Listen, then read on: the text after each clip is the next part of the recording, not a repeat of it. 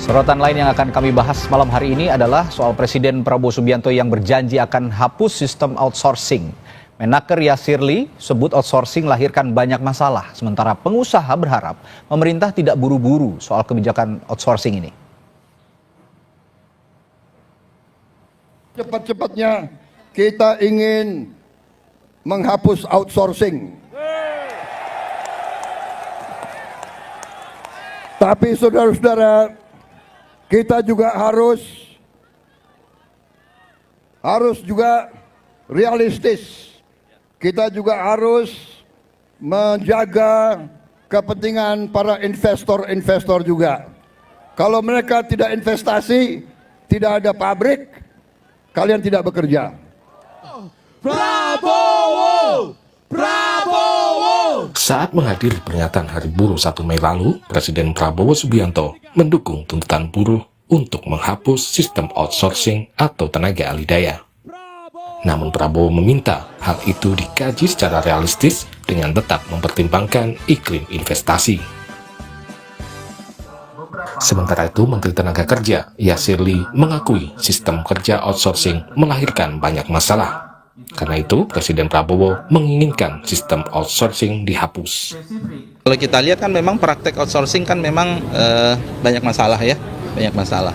Jadi ada orang yang kemudian udah usianya 40 tahun, 50 tahun masih aja di outsource gitu ya, tanpa ada karir dengan gajinya tetap UMP, bahkan kontrak UMP tapi ternyata realitasnya dibayarnya seperti apa. Ya, jadi ini banyak ya, jadi banyak kasus.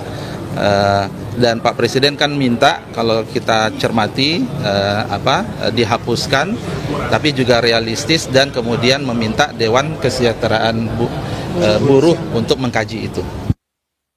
Kalangan pengusaha meminta pemerintah tidak terburu-buru menerapkan kebijakan baru soal outsourcing. Pengusaha meminta ada kajian mendalam soal dampak wacana penghapusan outsourcing.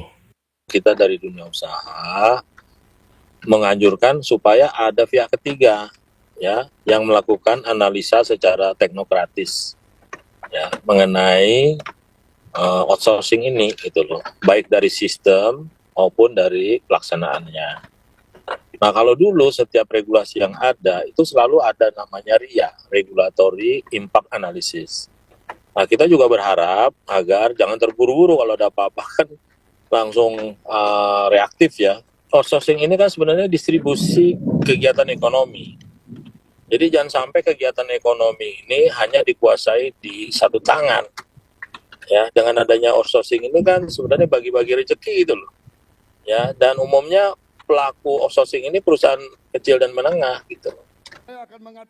Kementerian Ketenagakerjaan saat ini masih menyusun peraturan menteri terkait outsourcing. Menteri Yasir Lee menyebut arahan Presiden Prabowo akan menjadi landasan dalam penyusunan peraturan tersebut. Tim Liputan, Kompas TV.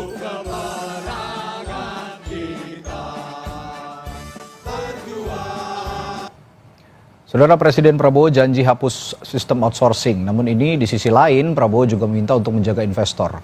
Lalu bagaimana titik temu dua masalah ini? Kita ulas bersama Presiden Asosiasi Serikat Pekerja Indonesia, Mira Sumirat, dan Kepala Bidang Ketenagakerjaan Apindo, Bob Azam. Selamat malam Bu Mira, Pak Bob. Selamat malam. Ya, saya ke Pak Bob dulu. Pak Bob, dengan adanya pernyataan dari Pak Prabowo ingin menghapus outsourcing, sebenarnya saya ingin bertanya dulu, implikasinya bagi dunia usaha apa sih yang paling sangat terasa? Ya, sebenarnya kan kita harus menyimak betul ya apa yang disampaikan Pak Presiden ya, bahwa di satu sisi beliau ingin merespon apa yang menjadi concern teman-teman serikat pekerja, isu-isu yang ada di outsourcing, tapi dari sisi juga beliau tolong cek dari dunia usaha seperti apa dampaknya. Nah, jadi kita juga harus sama-sama melihat ya. Nah, supaya fair ya, dari kita berharap ada pihak ketiga lah yang mengevaluasi pelaksanaan outsourcing yang ada di Indonesia, kemudian juga melihat bagaimana praktek-praktek outsourcing yang ada di negara-negara lain. Ya, supaya kita bisa fair ya. Nah, saya juga sampaikan tadi jangan sampai penghapusan outsourcing ini malah membuat ekonomi kita hanya terpusat di satu tangan gitu loh. Ya, dan kebanyakan outsourcing ini kan penyerahan sebagian pekerjaan kepada pihak ketiga. Nah, pihak ketiganya ini umumnya perusahaan menengah dan kecil. Oke. Nah, jadi jangan sampai nanti justru korbannya perusahaan menengah dan kecil Itu gitu dia. loh. Ya. Bahwasannya ada praktek-praktek yang memang tidak tepat, saya Nah, akui. ini. Nah, itu yang harus diimprove gitu loh, Ini ya. yang akan saya tanyakan. Mengingat banyak sektor yang bergantung pada sistem ini sebenarnya. Kalau sekarang kita bicara menghapuskan outsourcing, alih-alih menghapus outsourcingnya, kenapa tidak menertibkan agen-agen outsourcingnya yang menyalurkan ke perusahaan-perusahaan? Menurut Anda bagaimana? Ya, mestinya itu yang kita evaluasi bersama, ya. Jadi di kita tuh harus ada spirit pembinaan, ya. Karena ini perusahaan menengah kecil ya, umumnya ya. Ya harus ada pembinaan sehingga bukan nggak mungkin ke depan kita itu bisa seperti India misalnya. India kan perusahaan outsourcing untuk teknologi informasi. Ya, kemudian Filipina juga dikenal sebagai services ya. Nah, kita juga berharap one day ada perusahaan-perusahaan outsourcing kita yang bisa naik kelas, tidak hanya perusahaan-perusahaan outsourcing nasional, tapi juga bisa menjadi perusahaan outsourcing yang punya Oke. bisa global player. Nah, kita juga adalah satu contoh ya perusahaan outsourcing internasional ya, ISS misalnya. Itu kan perusahaan outsourcing untuk cleaning service. Oke. Tapi mereka bisa worldwide itu loh ya. Jadi itu yang menurut saya yang harus jadi PR kita ke depan, bagaimana membina, mengembangkan mereka ke sana gitu. Oke, saya bertanya dari kacamata pekerja kalau begitu sekarang. Bu Mira, saya tahu mungkin ini menjadi angin segar, kabar ini menjadi angin segar bagi kaum buruh begitu misalnya. Tapi apakah ini akan memberikan perlindungan yang lebih baik sebenarnya bagi pekerja, Bu Mira? Ya, sebelumnya saya ingin menyampaikan dulu bahwa di Undang-Undang Tenaga Kerja nomor 13 tahun 2003 itu kan hanya dibatasi 5 jenis pekerjaan saja tuh, security, cleaning, kemudian driver, mining, dan catering.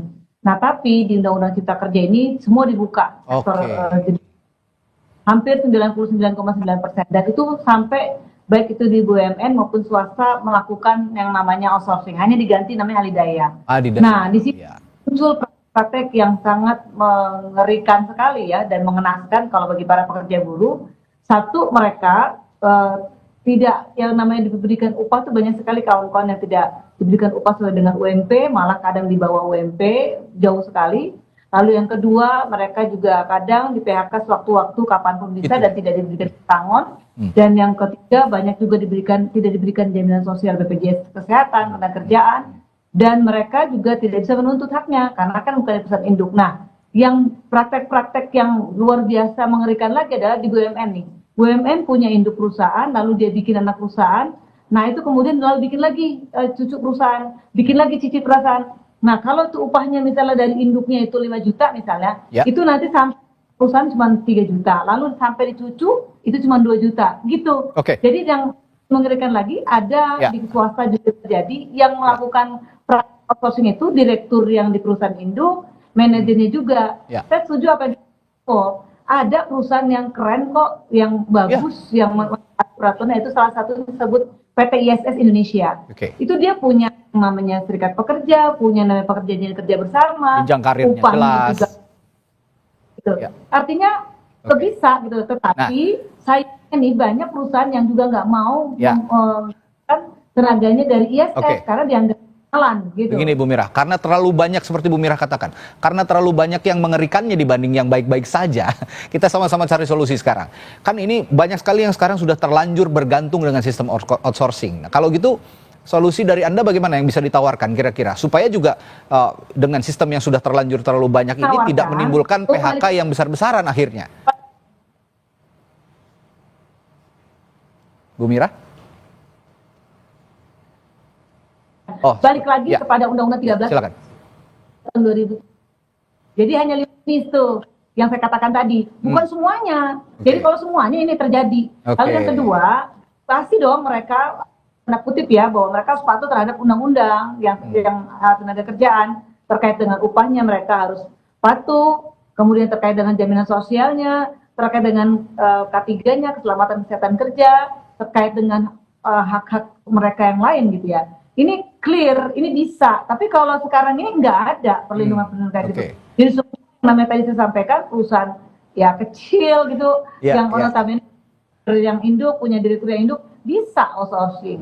Nah, kalau gitu, kalau yang jadi masalah sekarang yang dibilang kaum buruh Undang-Undang Sapu Jagat Cipta Kerja itu tadi ya, banyak sekali yang akhirnya membebaskan berbagai macam unit usaha yang menggunakan sistem outsourcing. Nah, saya bertanya lagi, kalau gitu dari sisi pengusaha, Pak Bob, bisa nggak Anda juga sebagai asosiasi pengusaha membantu menertibkan perusahaan-perusahaan yang ya tidak sedikit-sedikit pakai outsourcing lah, kalau memang tadi di kata Bu Mira seharusnya outsourcing itu sudah dispesifikan kepada hal-hal tertentu atau pekerjaan-pekerjaan tertentu, Pak Bob? Ya, terus terang kita juga nggak setuju ya bahwa dengan adanya outsourcing itu justru membuat orang tidak sejahtera, kemudian digaji di bawah standar, perlindungannya juga tidak ada. Itu nggak boleh. Ya, karena ini pekerja formal, mereka juga harus mengikuti BPJS, kesehatan, perlindungan, itu nggak boleh ada tawar-menawar lagi gitu loh. Ya, jadi isu itu mengenai isu penertiban ya. Nah, saya juga sudah mengusulkan kepada pemerintah untuk melakukan sertifikasi perusahaan-perusahaan. Ya, mulai disertifikasi pelaku hubungan industrialnya. Jadi banyak praktek-praktek itu terjadi yang karena dikelola secara tidak profesional ya. Ya maklum lah, mungkin pengelolaan SDM kita masih ketinggalan. Ini yang menjadi PR kita. Oleh karena itu, kita dari Apindo juga bekerjasama dengan pemerintah berusaha untuk melakukan sertifikasi untuk pelaku hubungan industrial. Supaya mereka mengerti aspek-aspek SDM, kemudian juga peraturan perundangan yang ada. Ya, jadi teori SDM modern itu nggak ada pikiran untuk mendapat keuntungan dengan mengurangi kesejahteraan buruhnya, itu nggak ada. Ya, tapi kalau mereka yang nggak sertifikasi, mungkin pikiran sederhananya ya shortcutnya ya udah potong aja gitu loh supaya mereka bisa dapat benefit. Nah ini yang menurut saya harus dibina, harus dikembangkan gitu loh ya. Banyak perusahaan outsourcing yang tidak dikelola dengan baik, atau Pak Bob jangan-jangan terlalu banyak angkatan kerja kita juga yang membutuhkan pekerjaan sehingga ya desperate akhirnya oke lah ada outsourcing apa aja diambil gitu loh. Setuju, ya banyak, tapi nggak boleh itu dimanipulir sehingga kita bisa berlaku sewenang-wenang, nggak boleh. Ya kita juga dari Apindo menolak ya eksploitasi buruh. Ya kita harus jaga harkat dan martabat mereka gitu loh. Ya. Nah itu menurut saya pengusaha-pengusaha kita sebenarnya sudah transform ya, sudah mulai berpikir ke arah sana. Tinggal memang banyak praktek-praktek yang melibatkan menengah kecil ini yang memang mereka butuh pembinaan di kita, bukan pembinasaan ya. Nanti nanti dibinasain repot juga ya kan. Seperti yang Bu Mira bilang tadi gitu, nanti semua dipegang semua, mulai dari perusahaan kakek sampai cucu dipegang satu tangan gitu loh. Nah, kita justru berharap dengan adanya outsourcing ini ada pemerataan ekonomi juga ke perusahaan-perusahaan menengah kecil, tapi dibina lah mereka. Gitu. Mengingat juga kan kondisi ketenaga kerjaan kita juga sedang tidak baik-baik saja begitu kan, banyak yang membutuhkan ya angkatan, kalau data BPS bilang angkatan kerja kita meningkat pesat begitu, sedangkan lapangan kerja tidak tersedia. Nah sistem outsourcing ini sebenarnya bisa jadi solusi asal ditertibkan gitu kira-kira ya. Justru begini yang menjadi halangan kita, ekonomi kita ini kan ekonomi biaya tinggi. Kenapa ekonomi biaya tinggi? Karena over regulated. Di mana-mana itu regulasinya. Nah, kita juga di ketenaga kerjaan juga jangan sampai over regulated, beri kesempatan, peluang, tetapi di lain sisi pembinaan itu harus dilakukan melalui sertifikasi dan lain sebagainya. Kita dari Apindo juga sudah menawarkan ke pemerintah, jangan Apindo dimintain kewajibannya saja, ya tanggung jawabnya, tapi nggak dikasih kewenangan, ya kan? Nah, kalau kita dikasih kewenangan bahwa kita harus mensertifikasi, kita sertifikasi itu perusahaan, ya.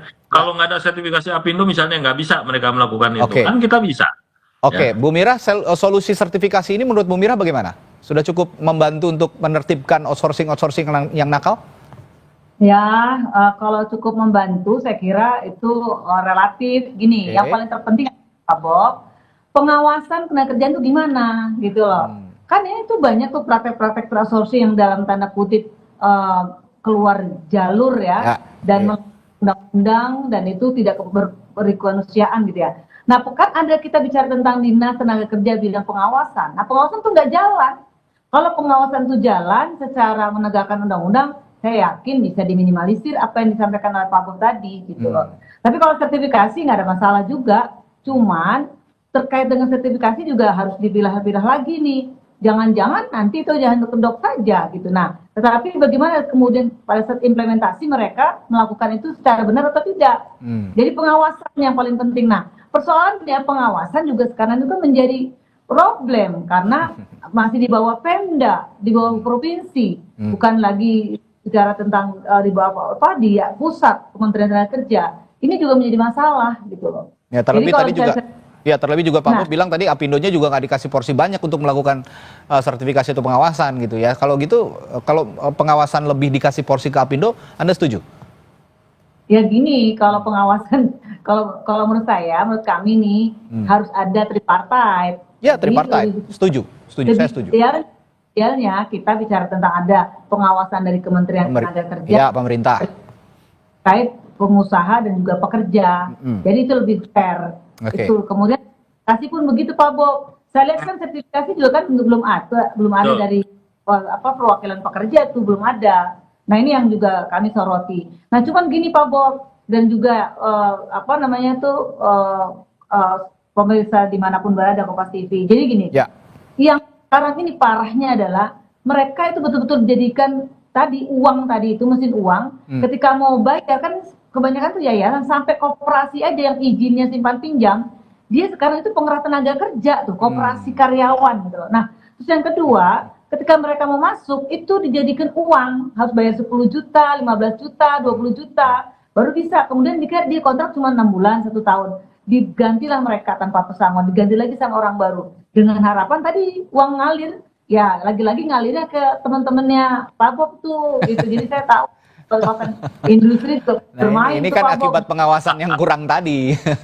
Makanya mengalirnya ke teman-temannya Pak Bob juga gitu. Sebenarnya kalau dari pembicaraan malam hari ini dari Asosiasi Pekerja itu sudah punya solusi yang ditawarkan dan sepertinya sinkron dengan solusi yang ditawarkan oleh Pak Bob sebagai asosiasi pengusaha. Ya itu tadi kalau kata Bu Mira, ini kan harus dibahas secara tripartite. Ya bukan hanya Pak Bob dan Bu Mira, harus ada pemerintah juga yang punya kesepahaman yang sama soal ini. Setuju. Gitu. Jadi kalau sekarang saya bertanya apakah ada solusi, ya sebenarnya dua narasumber saya ini sudah sepakat.